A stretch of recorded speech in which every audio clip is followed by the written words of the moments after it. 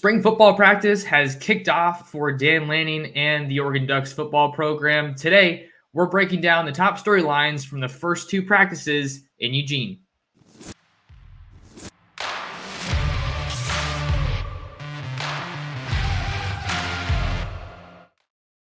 And we're back like we never left. Oregon fans, what's going on? How's everybody doing? Thank you so much for tuning in to another episode of the Ducks Dish podcast. Just in case you're new here, I'm your host, Max Torres, publisher and lead editor of Ducks Digest, covering the Oregon Ducks over on Fan Nation, part of the Sports Illustrated Network. We got a jam-packed episode for you guys today. It is Monday, March 20th. Like I said in the intro, Dan Lanning and the Oregon Ducks have returned to the practice fields in Eugene at the Hatfield-Dowling Complex to kick off spring football. The Ducks holding the first two of their 15 allotted spring practices last Thursday and then on Saturday. So today I wanted to kind of break down the top storylines from those first two practices. The Ducks will now take a break until April 4th when they resume spring football practice in Eugene. The Ducks have finals this week and then spring break. The university will hold its spring break the following week. So important for the Ducks to have a little bit of time to focus on their studies, obviously, and then just enjoy being students, enjoy being kids, and having a spring break. A lot of these guys that enrolled early are going to get to go home, to various parts of the country to get that time with their families.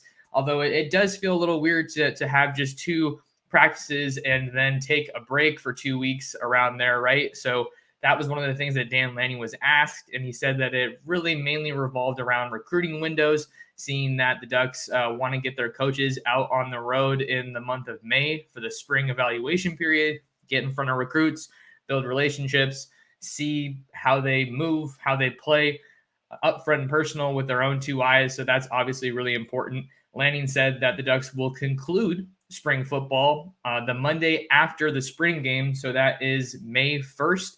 Spring game set for Saturday, April 29th in Eugene at Autzen Stadium.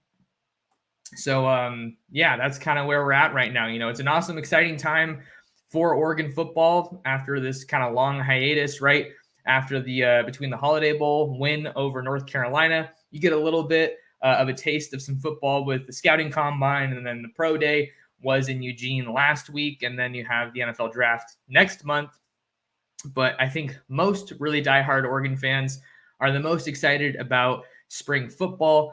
And also, if you're like me, recruiting. Recruiting is definitely a fun one. And today we're going to be going through some of those top storylines. And then make sure you stay tuned to the end of the episode for some recruiting notes coming out of a huge weekend for the Ducks. Lots of top targets flocking to Eugene. So let's hop into our first story to emerge from spring football. One of the most important things that Dan Lanning, Will Stein, and this Oregon coaching staff is going to have to focus on in the spring is managing Bo Nix's reps. The star quarterback announced his return to Oregon for another season, his last college season. Kind of in this offseason, he announced he was going to be coming back for 2023, a massive recruiting win for Dan Lanning, Will Stein, and the Ducks. Probably the biggest one of the season, right? We already talked about how important it is to have that consistency from one year to the next at quarterback and how that's been something the Ducks haven't been able to have these past couple years. Bo Nix is the face of the team. He's the face of the offense. And what they're going to have to do this spring is manage Bo Nix's reps, because he is a guy that does have a bit of an injury history, right? We know that in the 2021 season, before he got to Oregon, his last season at Auburn, he suffered a season-ending ankle injury. And then last year, he suffered an ankle injury again against the Washington Huskies, which really restricted, if not eliminated, his mobility as a quarterback. And that's one of the traits that makes him the most effective in his game, is that he can move and he can run. He was just about the time Marcus Mariota's program record for rushing touchdowns by a quarterback, I want to say, came up just one or two short. But Dan Lanning said that the team plans to be, quote, conscientious with Bo Nix's reps.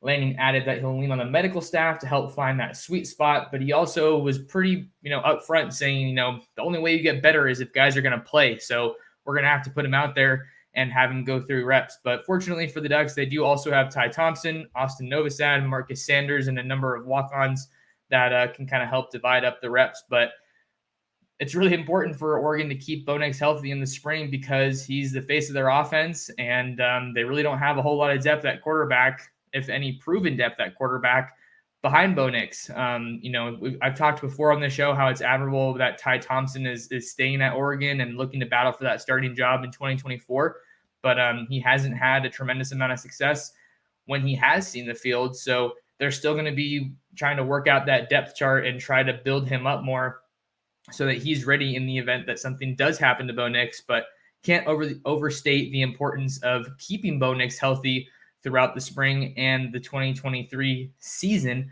for Oregon. This is obviously the first season with Will Stein as the new offensive coordinator and quarterbacks coach after he comes over from San Antonio. But I think it's got to be a comfortable spot for Bo Nix. He's familiar with a lot of the receivers that he's playing with.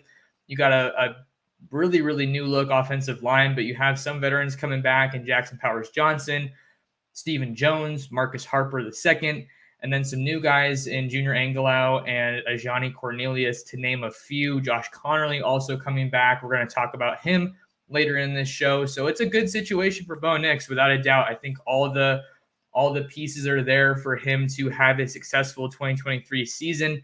But we know how important it's going to be for him to stay healthy so that the Ducks can get the most out of him and really try to recapture some of that fire and some of that amazing production that made Bo Nix so tremendously successful in 2022.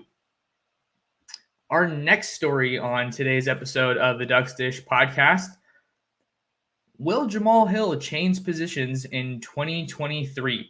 This was one of the more kind of under the radar storylines that came out of the first couple of days of Oregon spring practice. Lanning was asked about Jamal Hill, maybe working a little bit with the linebackers, and more or less, is he going to stay at safety? Are we going to maybe see him move to linebacker? And he had this to say, quote, "I think position versatility for all our guys. I think everybody here knows that we want to try guys at multiple positions. If we can be our best team with Jamal at linebacker, we're going to work Jamal at that position. If we think we need him at quarterback, we'll move him to quarterback. I'm not really sure. I'm not really going to give out trade secrets. Wherever we can put guys in positions where they can help the team, that's what we're going to do." So he's not saying that it's not going to happen. But, Lanning always saying, Lanning with the media, he's kind of hinting at an answer, but not really giving the answer. But either way, he's leaving the door open for Jamal Hill to play some inside linebacker for the Ducks, seeing that is the position that they need some of the most help with in the 2023 season. You obviously lose Noah Sewell. He expects to hear his name called in the 2023 NFL draft next month. He was the face of the inside linebacker position for the Ducks. But you saw some other guys transfer, like Jackson LeDuc. He was a key piece of your depth. But they do have some returners coming back from a year ago, guys who have played a decent amount of football for the Ducks.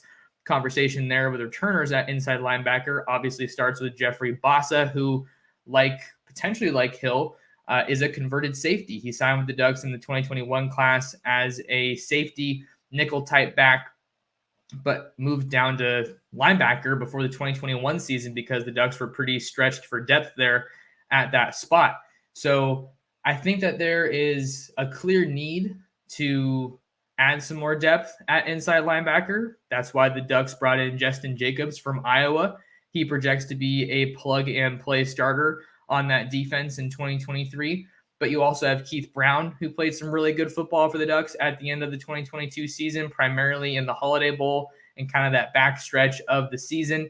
And then you have Devin Jackson and Harrison Taggart, two really highly recruited guys from the 2022 signing class that didn't really see the field too much, but they were both really lauded for their speed, for their athleticism. I think they have, some room to add weight to their frames. I think they're both around 6'1", 6'2", low 210s, 215s. But those guys can move, and they're definitely going to be in line for some more snaps this year. And I think that the spring is a great place for them to start, staking their claim to more playing time. But let's look a little bit more at Jamal Hill. Jamal Hill's been at Oregon since 2019, kind of bursted out onto the scene in that 2019 Pac-12 championship game where he had 2 interceptions against USC to help the Ducks take the conference title from the Trojans in Los Angeles, I might add. But really, ever since that season, he hasn't been able to really replicate some of those big plays, some of the things that made him so special and so talented in that 2019 season. Basically, what I'm saying is we haven't really seen that same Jamal Hill since that 2019 Pac-12 championship game. Does that mean that he can't take a step forward this year, or that he can't, have a good season? Not at all. But I think it wouldn't make sense to write off a position change because he is a bigger bodied safety, around 6 foot, 215, 210 pounds, I want to say. So you try to maybe beef him up a little bit. But look at that safety room. That safety room is really, really, really crowded. You have Jamal Hill, who returns. He's a veteran. Steve Stevens, the fourth, returns. He's a veteran. Brian Addison returns. He's a veteran.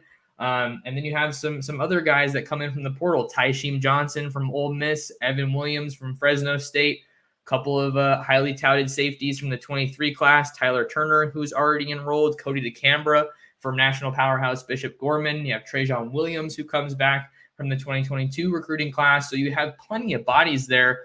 But of those 3 veterans, Hill, Stevens, Addison, I don't think any of those guys necessarily separated themselves as that guy needs to be on the field. I kind of said that in a recent episode, so I don't want to repeat myself too much, but I think that they can afford to at least try to move Hill down to the inside linebacker spot because he's a really good tackler, and I think he's an opportunistic guy when it comes to making plays on the ball.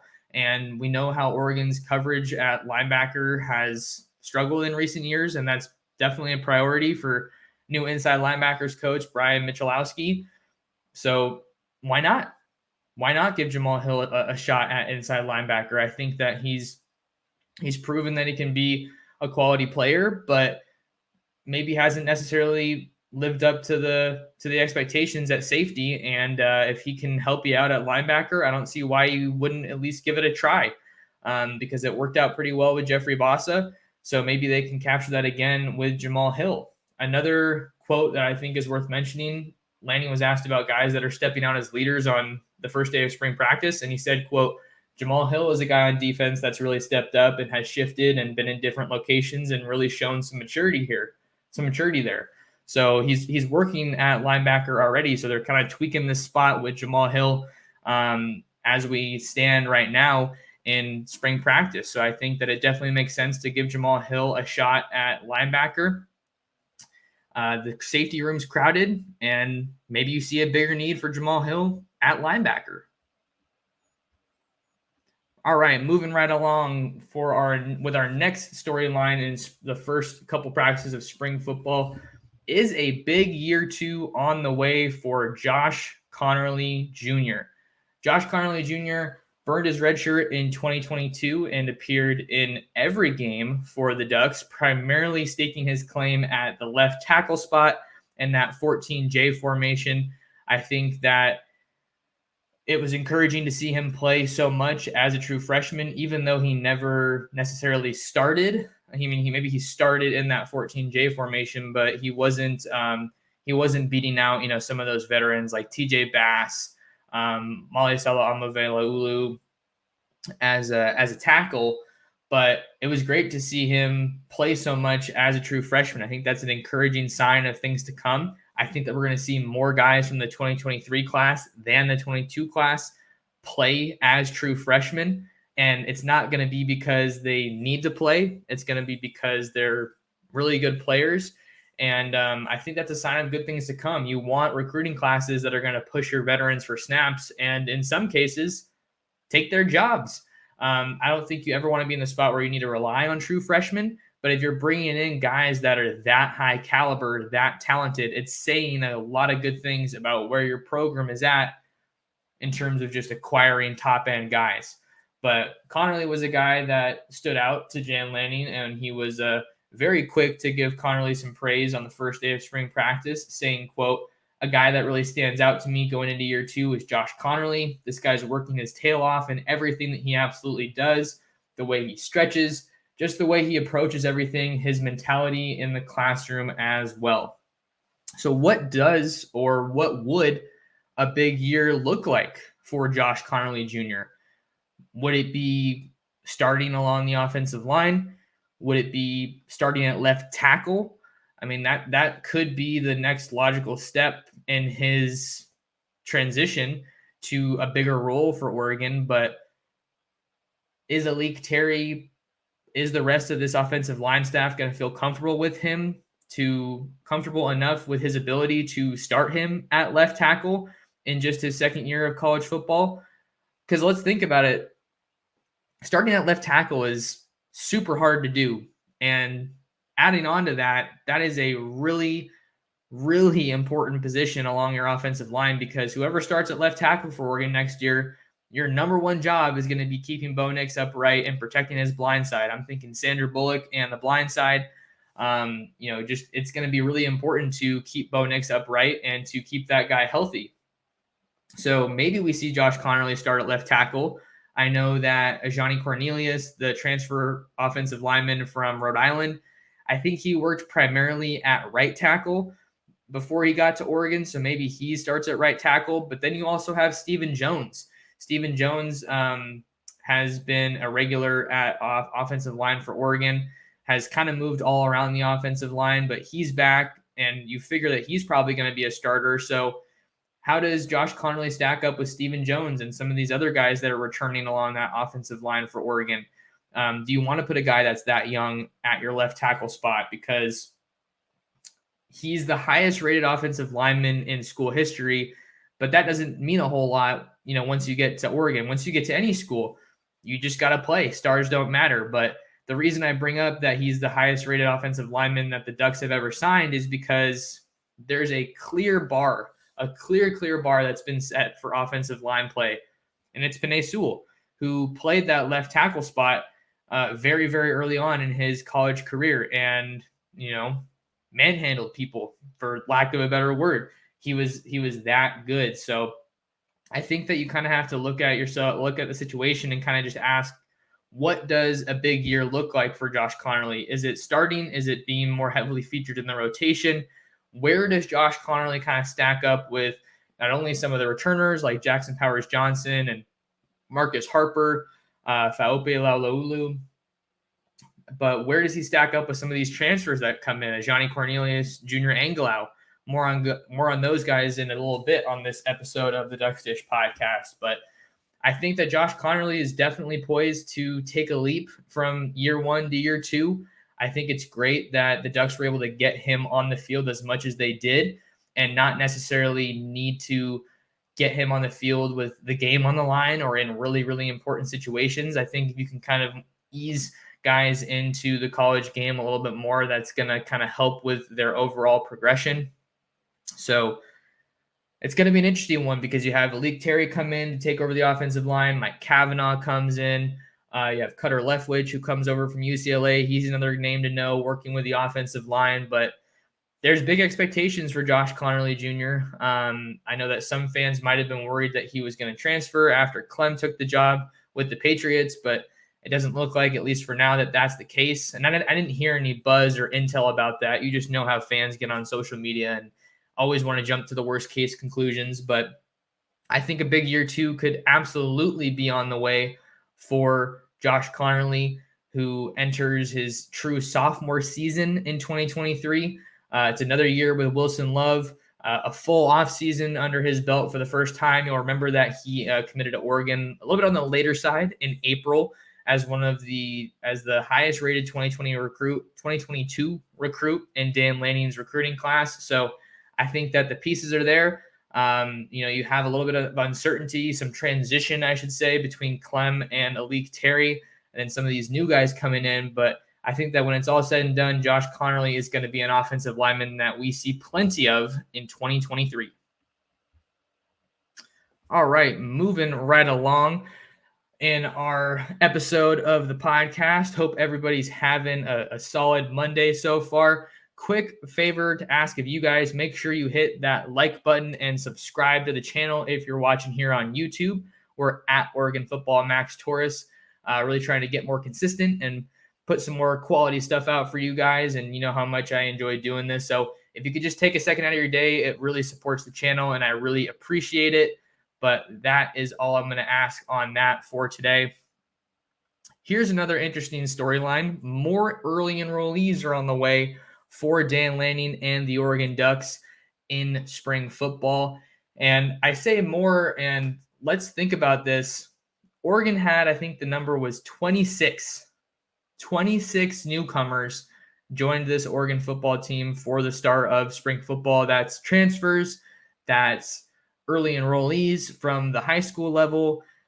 So we're just seeing a massive roster overhaul for the Ducks here in the offseason, and it's something that is becoming increasingly normalized in college football, right? You're just seeing mass waves of change, mass waves of exodus, if that's the right word. Exodi? No, it's definitely not the word. But you're seeing a lot of movement is the point that I'm making along these rosters across the country. And for Oregon to have as many new guys as they did was huge because Dan Lanning kind of likened it to almost the equivalent of a redshirt year or like an extra year for guys who have never been at Oregon before, talking about the value of enrolling early, getting guys up to the college speed, getting them in the weight program, getting them to have their head in the playbook. Even if they're not going to be playing major roles, you need guys that know the plays, know what's going on so that because they can have their name called at any time. And then you have the other end of the spectrum that I've talked about plenty, just being a college athlete, being a college student. I think that the grind, if you've gone to college, you know that the grind is a lot different than when you were in high school. So much more responsibility is on you. The buck stops with you. So that's a big part of it. So Oregon had a number of really, really talented guys that we got to kind of see for the first time out there on the practice fields in that green and yellow. We saw Mateo Uyunglele. We saw Tyler Turner. We saw Tatum Tuioti, Austin Novosad, the early enrollee quarterback from Dripping Springs, Texas in the 2023 class. He was there. He's a longtime Baylor commit, if you'll remember. Dante Dowdell, Jalen Lamar, Cole Martin, just a couple names that are already enrolled and on campus for Oregon as the Ducks make their way through spring practice. But more is on the way, fortunately for Oregon, seeing that they are on the quarter system. This is going to allow them to add a couple more guys at the start of next term to join the team in, really the bulk of spring football practice. We've been able to confirm 2 guys that are going to be joining the Ducks for spring practice from the 2023 class. That's defensive back Solomon Davis from Charter Oaks in Covina, California, and linebacker Jerry Mixon from Sacred Heart Cathedral in San Francisco, California.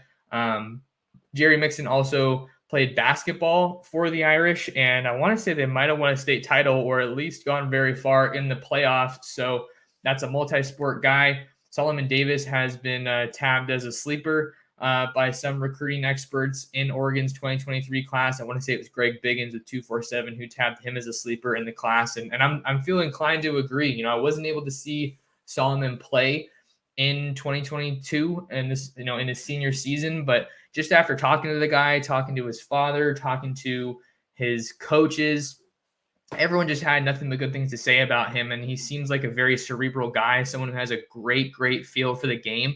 And is probably going to come to Oregon with a little bit of a chip on his shoulder because he kind of flew under the radar in this recruiting class that signed a lot of corners. Cole Martin, who I already mentioned, he's already at Oregon. Dalen Austin's another big name. Roderick Pleasant. You have names like that, and maybe you kind of forget about Solomon Davis a little bit. But, I mean, he's a great guy, great kid, and he's an awesome player who's going to arrive at Oregon probably feeling like he has something to prove. But I think that the sky's the limit for him, and Oregon needs the help at cornerback, right? They need the help at corner with Gonzalez going off to the NFL and pretty much almost every opponent they faced last year just dicing them up through the air. So the passing defense really needs to improve for the Ducks in 2023, and Solomon Davis could find himself playing a big part of that.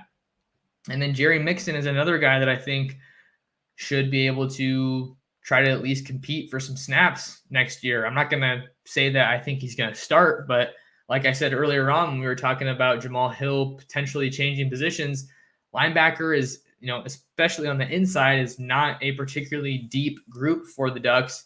And I don't think that there's a lot of guys that have spots locked down in that too deep, right? I think you probably have Justin Jacobs and you have Jeffrey Bossa, Keith Brown as some of your primary guys. But after that, it's kind of a toss-up. You have Connor Soley, who comes in from Arizona State. He's a name that also, is worth mentioning at that spot along the linebacker group. So it's going to be kind of cool. You definitely have some uncertainty at a couple of different groups, but this is why recruiting is fun. You get to see what these guys are like in high school, and then see who can't make that jump to the college level, or maybe they don't make the jump right away, and then they kind of, you got to just develop them, right? That's a big part of it. You got to, I'm trying to think of what it was. I saw it on Demetrius Martin's Twitter the other day. It was like, find them, recruit them, sign them, develop them, something like that. It was like a very cool 3-step graphic, but that kind of, backs up my point a little bit here as we're talking about that, and where some of these guys ultimately find themselves on the depth chart come 2023. We're only in the spring, first 2 practices of spring, so don't have too much of a depth chart, but we can kind of take our best guess. And then 2 more names to keep an eye on. I don't think they've been confirmed to me, but I wouldn't be surprised if they showed up and were enrolled for spring practice. I'm talking about Dalen Austin, the 2023 corner out of Long Beach Poly. From some of the sources that I've talked to, I heard that he already graduated from Long Beach Poly. So the next step would kind of just logically be enrolling at the University of Oregon. So keep an eye out for Dalen Austin. He could be a new addition for the Ducks when they reconvene to resume spring practice. And then also former Ole Miss safety Tysheem Johnson. I would think that Oregon would probably want to get him up and rolling in this spring practice. He's the only guy that the Ducks signed out of the transfer portal that has not enrolled and joined the team. So probably, again, it makes sense to think that they would be able to get Tysheem Johnson on campus, rocking and rolling for the remainder of spring practice. He is the last or the most recent transfer portal guy to commit to the Ducks. So that would probably explain why he hasn't joined the team just yet. But even with so many new faces, so many newcomers for Dan Lanning and the Ducks in spring football, more early enrollees are on the way. All right, rolling right along, we're going to hit on some injury updates for Oregon football, the latest injury updates for the Ducks as we conduct spring football. I guess we enter that little bit of a break, but spring football is underway and we got a couple of injury updates, so worth mentioning. Let's start with are you guys start with the good news or start with the bad news type of people? I kind of feel like I'm more of a start with the bad news. That way it kind of softens the blow a little bit and you have the good news to look forward to. So we'll go ahead and do that. Starting with the bad news, if you want to call it that. Texas offensive line transfer Junior Angleau is limited in spring practice, according to head coach Dan Lanning. Junior Angleau suffered a knee injury at Texas in fall camp leading up to the start of the 2022 season. So that knee injury caused him to miss the entirety of the 2022 season, which is definitely a bummer. But even with him missing all of the 2022 season, this is a guy who has played a lot of football for the Longhorns. He started each of the 3 years that he was at Texas, even before the 2022 season. So that's 2019, 2020, and 2021. He started and played, and I want to say at least 12 games for the Longhorns in each of those years, primarily manning down the interior, whether that be at left guard, right guard. We'll have to see where he ultimately ends up playing for the Ducks. This is a huge offensive lineman, as you would expect. Listed on the 2022 Texas roster at 6'6", 311, coming out of the state of Utah. We know that Utah has a strong and rich tradition of really, really good linemen. And the Ducks got another one on their roster for 2023. So Dan Lanning didn't give any kind of a timeline for when we might see Junior Angleau return to full health. But that's definitely a guy to keep an eye on because he's one of the top transfers for Oregon from the 2023 cycle this offseason. He projects to be a guy who is heavily involved for the Oregon Ducks along their offensive line. If we're looking at guard, Guys that come back from last year. You have Marcus Harper, you have Jackson Powers Johnson, who really played all over the line, but I think that Jackson Powers Johnson could be a guy who we see as the starting center for the Ducks next year, or maybe they start Marcus Harper instead, although Marcus Harper played a lot of left guard last year. So you could see yourself with Jackson Powers Johnson as the starting center, and then you have Marcus Harper on the left. Maybe you see Junior Angleau on the right. So we're going to kind of have to keep juggling this offensive line rotation and try to get a good feel for where these guys ultimately line up. But so not the best injury news for the Ducks, seeing that Junior Angleau is limited and not able to go through everything for the Ducks in spring practice. But he's out there. He's working his way back to full health, and hopefully he'll be back with the team before too long. Now for the good news, Iowa transfer linebacker Justin Jacobs is a full go for Oregon during spring practice. Again, like Angleau, Justin Jacobs suffered a season-ending injury. It was reported by ESPN as a soft tissue injury. The report didn't specify where on his body it was, but basically what happened with Justin Jacobs is that he had that soft tissue injury, missed 2 games, and then he returned to play against Rutgers last year, re-aggravated, worsened the injury, and he had to have season-ending surgery. So now that he's able to kind of move around, be flying around the field and running with that Oregon defense, that's definitely a good sign because he's already been tabbed as one of the top NFL draft prospects for the 2024 class in college football. I think that there's a lot of reason to be optimistic that Justin Jacobs could be someone who has an awesome season at Oregon because he's going to be getting coached up by guys like Dan Lanning, Tosh Lupoi, obviously now Brian Michalowski, Tony Tuioti, some other names on that defensive coaching staff. So there's reason to think that this Oregon coaching staff is going to be able to get the most out of him. And he's been touted for his speed, for his athleticism, for his physicality, for his coverage ability. We talked about how important coverage ability is. We don't have any updated heights and weights for these guys in spring football, but he was listed on the Iowa roster last year, I want to say at 6'4", 220 pounds. So they'll probably try to beef him up a little bit more. But the thing that I'm most excited about is his ability to help in pass coverage, but he also has some upside as a pass rusher, which Oregon definitely needs some help with. You obviously look to the outside linebackers, the edge rushers to do that. But if you can get some more inside, some rush ability from that inside of your linebacker core, that's a major bonus as well. So Justin Jacobs is a full go for the Ducks, which is really good news because they're going to need him in this 2023 season. I want to try to get that guy running with the ones as soon as you possibly can. So a little bit of a mixed bag of injury news for the Ducks in spring football so far early on. Junior Angleau is limited, and Justin Jacobs is a full go.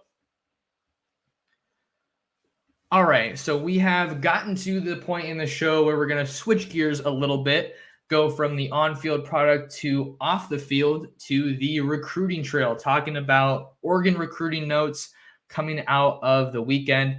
Got a couple interviews. I was able to do one interview with Texas offensive tackle Bennett Warren out of Fort Bend Christian Academy in Sugar Land, Texas. And the big thing with him is that the visit went so well for Bennett Warren that he is going to be returning for an official visit with the Ducks in June. Has also locked in a trip with Oklahoma to take an official visit there. So that's definitely a big update for Oregon to be starting to get some of these official visits locked in with guys, especially along the offensive line. I think that's a group that we're still waiting to see what's ultimately going to happen because there's so much shakeup with the coaching staff there. But here's a picture, if you're watching on YouTube, of Bennett Warren posted alongside from left to right. You got Cutter Leftwich on the left, Bennett Warren in the white. And then you have Blake Frazier, another talented offensive lineman out of the state of Texas. And then you also have Mike Kavanaugh standing with his arms crossed there in the black.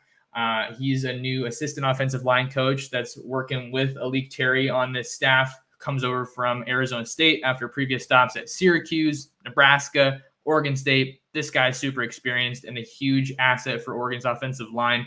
And then you have Alik Terry, the new offensive line coach, rounding out the group on the far right in the white. But Bennett Warren had a lot of really good things to say about this coaching staff. He got to spend time with most of these guys. Dan Lanning, Carlos Lachlan as well. And he was talking about Alik Terry, saying that he's just a super hyper guy, but he's a guy that's just fun to hang around. And even though he's a young guy, he's got some good experience. Mentioned the coaching stop at the Vikings, with the Vikings, and a couple other spots. So the message that he sent, that he told me Oregon is sending him in his recruitment, is that the Ducks are here to stay, and that they're kind of making their statement as one of the top schools in his recruitment. So really good for Oregon to get an official visit, especially after just his first time out in Eugene. This was a trip that actually kind of was spur of the moment. Bennett Warren's mom had a job interview out in Portland, so he and his dad got a rental car and decided to go over to Eugene and spend a couple days with the Ducks. So kind of cool how things like that just work out. Bennett Warren was offered by the Ducks in February, made his first trip out to Eugene in March, and he's looking like he's going to be a major priority for the Ducks along that offensive line. 6'8", 320 pounds is what Bennett Warren comes in at when we're looking at height and weight. But some other schools that he's hearing a lot from right now, we have obviously Oregon, Oklahoma, Tennessee, Texas, LSU, and Florida State. This is a guy that we're talking about almost 30 reported scholarship offers for Bennett Warren. Highly, highly coveted guy, 4-star prospect on 247 Sports on their composite. But that was kind of the first visit interview that I was able to get from the weekend. Hopefully going to get some more as the day continues on.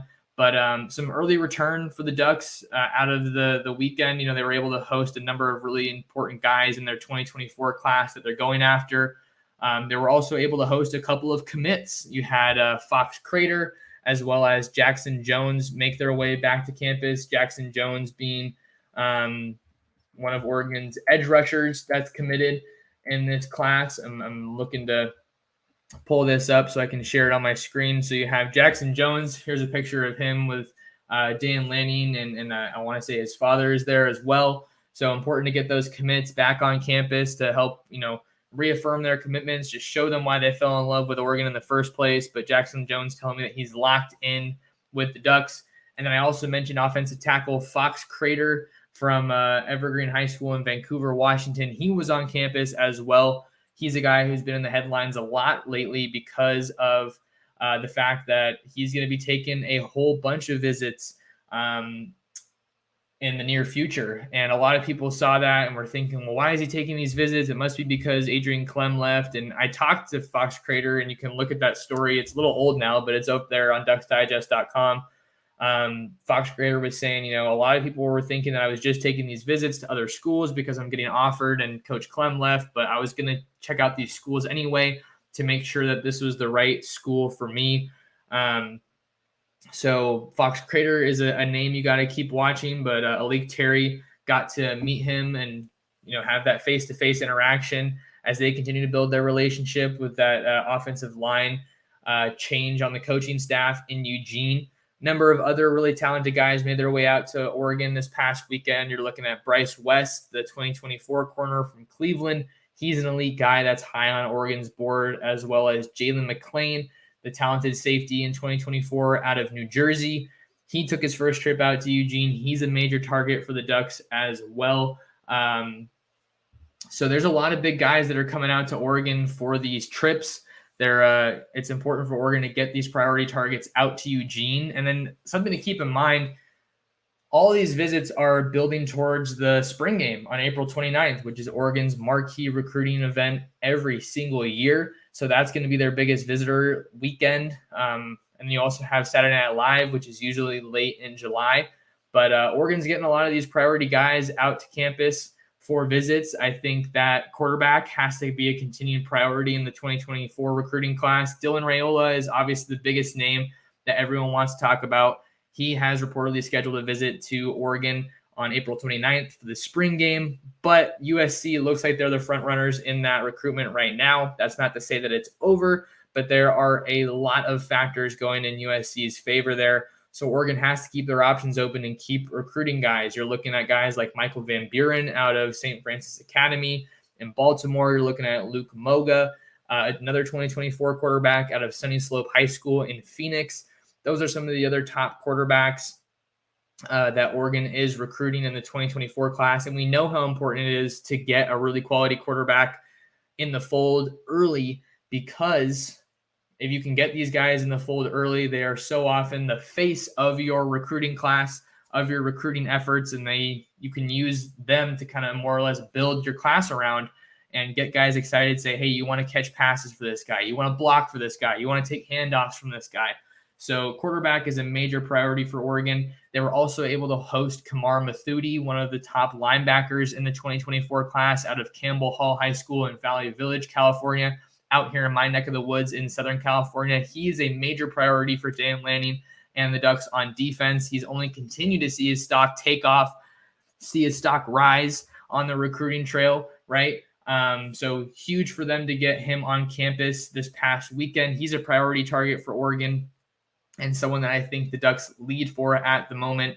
So I wanted to make sure I mentioned that. But Kamar Mathuti got out onto campus for a visit, and important to keep bringing these top guys in as much as you possibly can.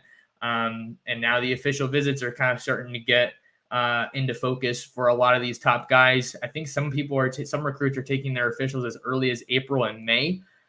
So they take those official visits, and then often after that, they are ready to make their college commitment. So we just got to try to keep track of it all.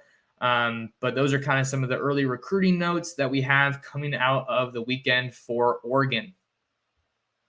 All right, so covered a lot of really good stuff in this episode of the Ducks Dish podcast. We talked about Bo Nix. We talked about Jamal Hill. We talked about Josh Connolly, early enrollees.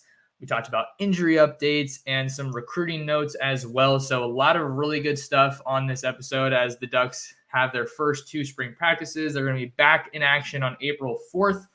And we're going to be there to follow all of the notes and updates. And make sure you guys lock in with me on social media. I'm at Torres Sports on both Twitter and Instagram. And then I'm on YouTube at Oregon Football Max Torres. And you can find all my written content, my latest stories and coverage covering Oregon football and Oregon football recruiting on ducksdigest.com. Do me a favor and share the Ducks Dish podcast with your friends, with your family, with other Duck fans. That's a tremendous help, and I love it when you guys support the show. Thanks so much for tuning in today. However you tuned in, whether it's on your podcasting platform of choice or you're watching here on YouTube, leave me a comment. Let me know what you're feeling about Oregon football, and I'll try my best to respond to it.